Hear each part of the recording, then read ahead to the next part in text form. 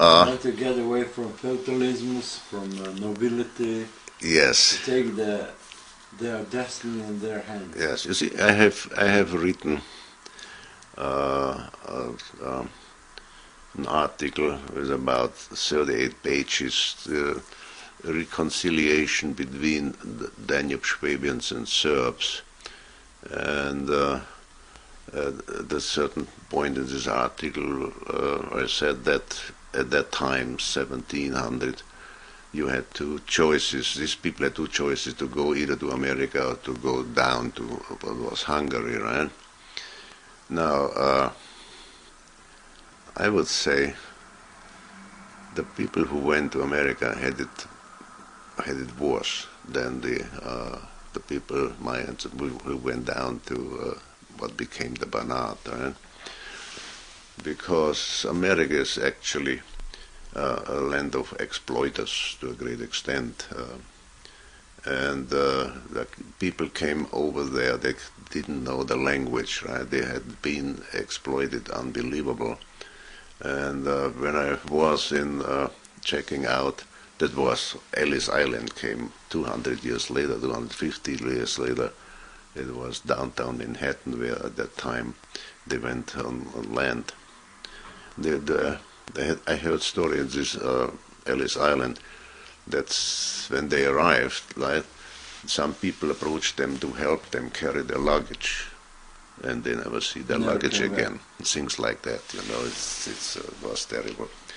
This, of course, the Danube Swabians in Hungary had it also very hard times, but there was no cheating or so. Not this, now, in the last year meeting of Danube Swabians here in the U.S., we have a spring meeting where only the functionaries meet for re-election or new elections, and there's a woman, Elsa Walter, who comes from Karlsdorf. She wrote a book herself about her ordeal, but she also goes around the schools over there to talk about the Danube Swabian thing, right? And she said it would be great if someone would translate this the große Schwabenzug von Gutenbrunn into English, so they could give books to the libraries in schools and so, and I found it a very good idea.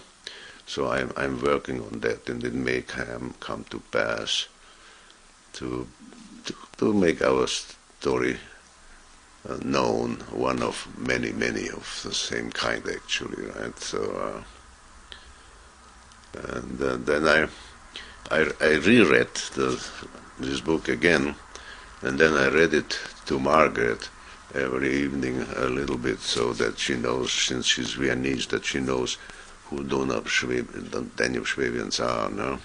Let me ask you about the future of Danube Swabians, because those who went to America completely got integrated into American society. You had your chance to do it quick, but you chose it slowly. What's the future? What's your daughter looking like? She's the next generation of Danube Swabians.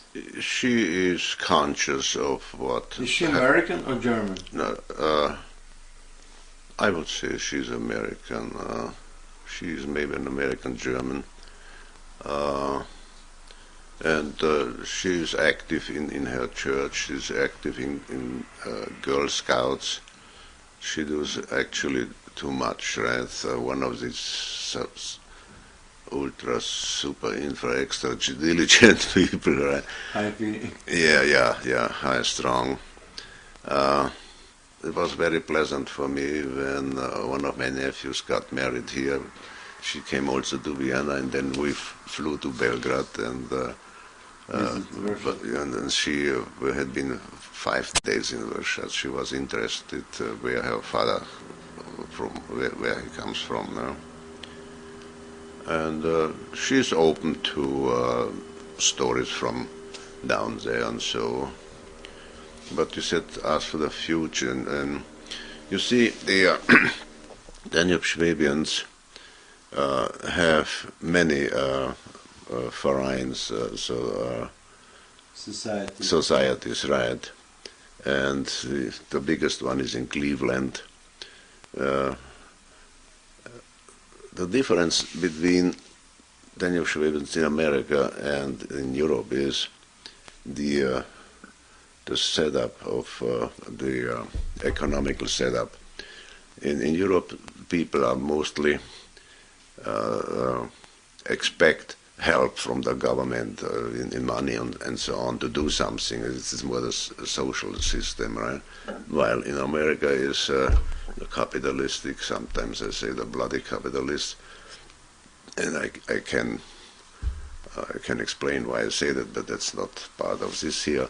Now, the most of the Danube Swabians in different towns, they are made out of they worked themselves on buildings they built and made it with their own money. For instance, in Cleveland, which is the biggest one, in Cleveland, Ohio, they have this huge building where half of it in the basement is a soccer field, and the other half are different rooms for skiers, for singing, for German lessons, and all different kinds of stuff.